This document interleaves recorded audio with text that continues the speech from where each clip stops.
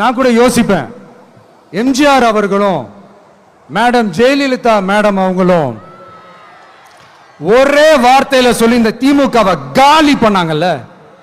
நான் கூட யோசிப்பேன், ஏன் இவ்வளவு ஹார்ஷா பேசுறாங்க, ஏன் இவ்வளவு ஹார்ஷா அவங்கள திட்டுறாங்கன்னு யோசிச்சது உண்டு.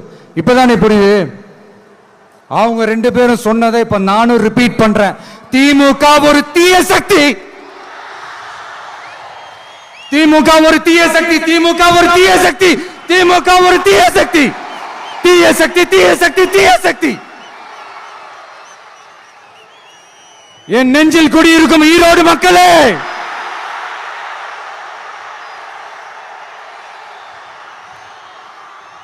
டிவிகே ஒரு தூய சக்தி.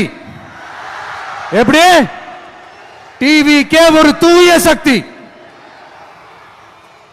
தூய சக்தி டிவிகேவுக்கும் தீய சக்தி டிஎம்கேவுக்கும் தான் போட்டியே.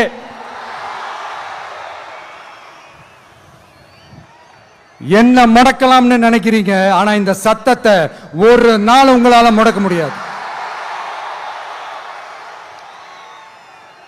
மக்கள் விரோத திமுக அரசை வீழ்த்த மக்கள் சக்தியான நம்மளால மட்டும்தான் முடியும்.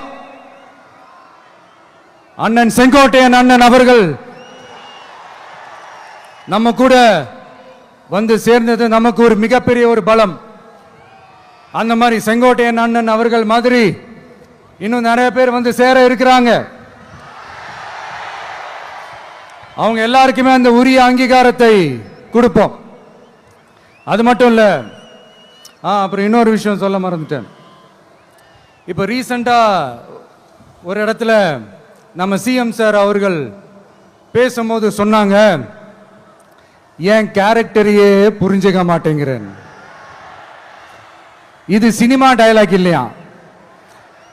நான் ஏதாவது பேசினா சினிமா டயலாகா, சார் பேசினா அது சினிமா டயலாக் இல்லையா? சிலப்பதிகாரத்திலிருந்து எடுத்ததான் அந்த லைன். என் கேரக்டரையே புரிஞ்சுக்க மாட்டேன்றது. உங்களை எப்படிதான் சார் புரிஞ்சுக்கிறது?